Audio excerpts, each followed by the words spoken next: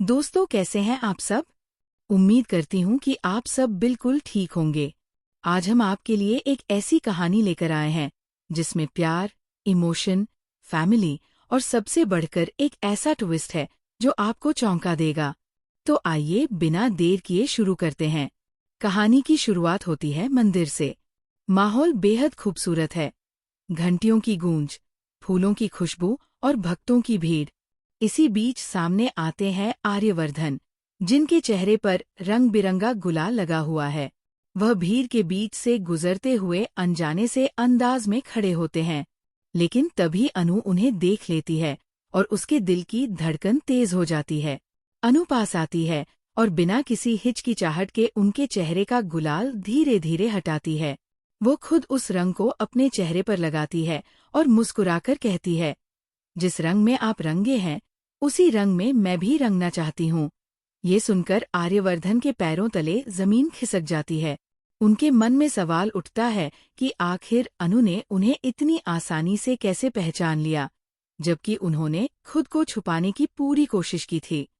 इतने में वहां पहुंचती है आर्यवर्धन की माँ। उनका चेहरा सख्त है और आवाज में सवाल। वह अनु की तरफ इशारा करके पूछती है, आर्यवर्धन, ये लड़की कौन है? और ये सब तुम्हारे साथ क्यों कर रही है? तुम्हारे चेहरे पर जो रंग था, इसे क्यों लगाया? माहौल अचानक भारी हो जाता है।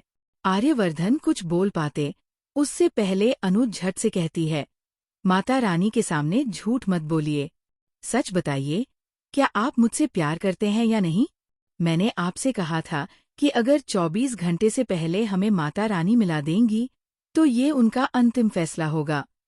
और देख लीजिए, अभी तो 20 घंटे ही हुए हैं और हम दोनों यहाँ खड़े हैं। आर्यवर्धन की माँ चुपचाप खड़ी सब सुन रही थी। अनु की मासूमियत और सच्चाई से उनका दिल पिघल जाता है।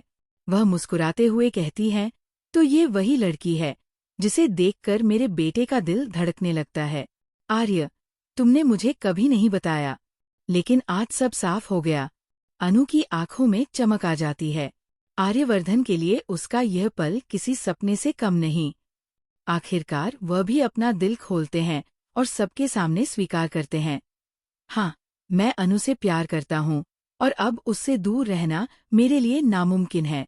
अनु की खुशी का ठिकाना नहीं रहता। वह झुककर माता रानी को प्रणाम करती है और कहती है, आपने मेरी दुआ सुन ली।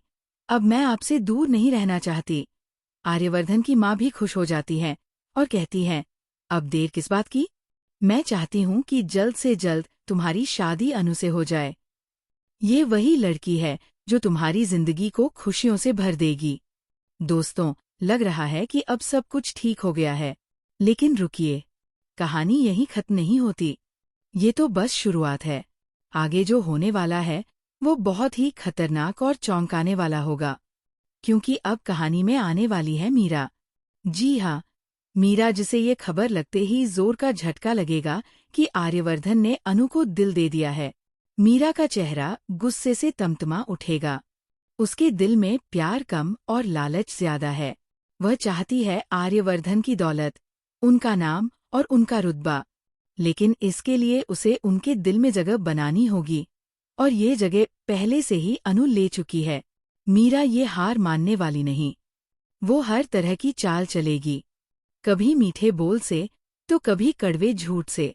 वह साजिशें रचेगी, झूठे सबूत बनाएगी और कोशिश करेगी कि अनु और आर्यवर्धन का रिश्ता मजबूत होने से पहले ही टूट जाए। वह चाहेगी कि उनकी मोहब्बत की इमारत बनने से पहले ही ढहकर चकनाचूर हो जाए। अब सवाल यह है कि क्या अनु और आर्यवर्धन एक दूसरे का साथ निभा पाएंगे? क्या उनका रिश्ता इन तूफानों को सह पाएगा, या फिर मीरा की चालों में फंसकर उनका रिश्ता टूट जाएगा? दोस्तों, आने वाले हिस्से में आपको मिलेगा असली मजा। ट्विस्ट पर ट्विस्ट, ड्रामा पर ड्रामा और एक ऐसी जंग जो दिल और दिमाग दोनों को हिलाकर रख देगी। तो दोस्तों, आज की कहानी बस यहीं तक। फिर मिलेंगे एक नई और रोमांचक कहानी के साथ। तब तक के लिए खुश रहिए, सुरक्षित रहिए और देखते रहिए 10 सैयारा 1। हमारे चैनल को लाइक, शेयर और सब्सक्राइब करना बिल्कुल मत भूलिए।